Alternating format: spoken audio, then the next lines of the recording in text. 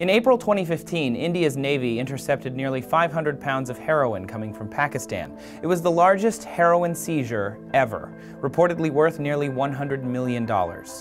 For years, Pakistan has been stuck in what's called the Golden Crescent. Along with Iran and Afghanistan, the region produces more than 90% of the world's non-pharmaceutical grade opium. Nearly half of that is smuggled through Pakistan. As a result, the local Pakistani population has been suffering from widespread drug abuse due to the cheap availability of opium. So how bad is Pakistan's heroin problem? Pakistan has been called the most heroin-addicted country in the world, spending some $2 billion a year on the drug. The UN reports more than 4 million Pakistanis are addicted to drugs, and nearly 1 million are hardcore heroin addicts. That number has been rising dramatically as war continues to spread throughout the Middle East. In Pakistan's northern provinces, not far from the Afghan border, it's been estimated that 1 in 10 residents use drugs. At least 44 tons of heroin are smoked or injected every year throughout Pakistan, dwarfing the US's rate of consumption. But drug addiction alone isn't the only crisis generated by Pakistan's heroin problem.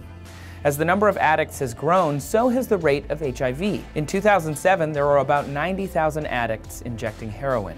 Today, that number is closer to 500,000. As many as 3/4 of those have admitted to sharing needles. The result of this practice is that between 2005 and 2011, rates of HIV amongst drug users exploded from 11% to 40%. And with insufficient and underfunded drug treatment centers, the problem has only gotten worse.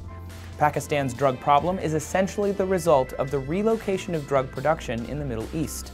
When Ayatollah Khomeini took over the Iranian government in 1979, drug dealers and manufacturers were forced out of the country into neighboring Afghanistan. Since then, Pakistan has been used as one of the main channels to smuggle as much as 40% of the heroin produced. Today, heroin can be bought for less than $2 in Pakistan's open drug market. Although Pakistan is hoping to be drug-free by 2020, progress is slow, underfunded, and drug rehab hospitals are even being shut down. There's no telling how bad Pakistan's drug epidemic will get before it starts to get better. But one thing is for sure, the flow of heroin throughout the region isn't showing any signs of slowing. If you want to dive into the science of what exactly makes heroin so deadly, check out this awesome video we made over on DNews. Your brain starts going, hey, I remember this thing, let's do this. This will feel so good. Your brain rewires itself to respond more strongly to these memories. Don't forget to subscribe for new videos every day of the week, and thank you for watching TestTube.